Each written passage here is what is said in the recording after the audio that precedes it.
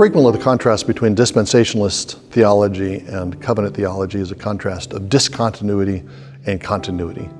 Dispensationalists divide up the Bible into different dispensations or epochs, and there's a different order of things in each epoch. There might be a slightly different way of salvation in each epoch. Covenant theologians emphasize the continuity of God's plan of salvation throughout. The danger of that covenant theology, which I hold to, is that it doesn't pay close enough attention to the genuine discontinuities that have occurred over the course of redemptive history. And that's one of the great contributions, I think, of Through New Eyes. Through New Eyes stresses the discontinuity between, for example, the Mosaic order and the order that follows in the time of the monarchy, and the difference between the order of the monarchy and the order of things that follows the exile. The dramatic discontinuity between the Old Covenant and the New Covenant.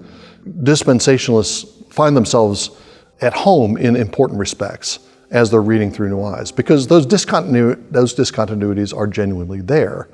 And what Jim is seeing as the pattern of history is a pattern of God erecting a world, that world being spoiled by sin, the world becoming more and more corrupted, then the world being finally judged and destroyed.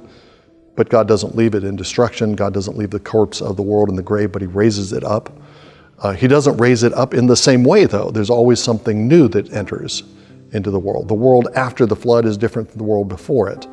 The world of the tabernacle is different from the world of the patriarchs. The world of the temple is different from the world of the tabernacle. Each time God brings a world to an end and brings a new world, there's a change of administration. You might even say a change of dispensation. There's a new dispensation of God's covenant, a new dispensation of God's purpose. And what Jim sees in that is, there's certainly continuity, but what Jim sees in that is a continuity that's kind of a spiral of death and resurrection, a spiral of collapse and renewal, a spiral that ultimately is a pattern of glory to glory. If you focus on the sanctuaries of ancient Israel, you can see this particularly strongly. The tabernacle is spoiled by the sons of Eli. It's destroyed. Israel doesn't rebuild the tabernacle. Rather, there's a hiatus for about a century. Then when the sanctuary is rebuilt, it's the temple that's rebuilt. And the temple is quite different from the tabernacle. There's obvious continuities, but the tabernacle is something more glorious than the temple. And there's an elevation of the king to have a house right next to the temple. And there's an inclusion of Gentiles in the temple that wasn't evident in the tabernacle. You go through the end of the temple and then into to the Second Temple era, the Restoration era, and then you have a still greater arrangement of Israel. You don't have the same kind of external glory, but there's glory in that Restoration era that surpasses even the glory of Solomon. The story of the Bible is a story of death and resurrection that moves Israel from glory to glory. And that gives us a particular understanding of how history works. It's a post-millennial vision.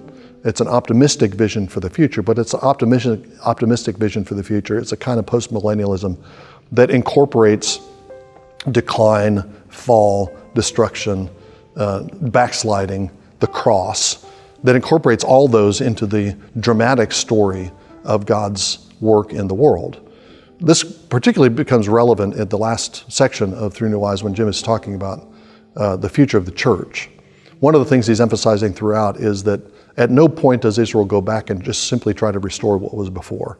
There's no effort to restore the tabernacle. Once the temple falls, there's no effort to rebuild Solomon's temple. There's a new temple that's different, and the real center of Israel's life after the exile is the people temple. It's a different form of the temple. And that gives us an orientation to the world. We live in a church and in a world where the church is divided. We have lots of different programs and lots of different plans for restoring what was once the case.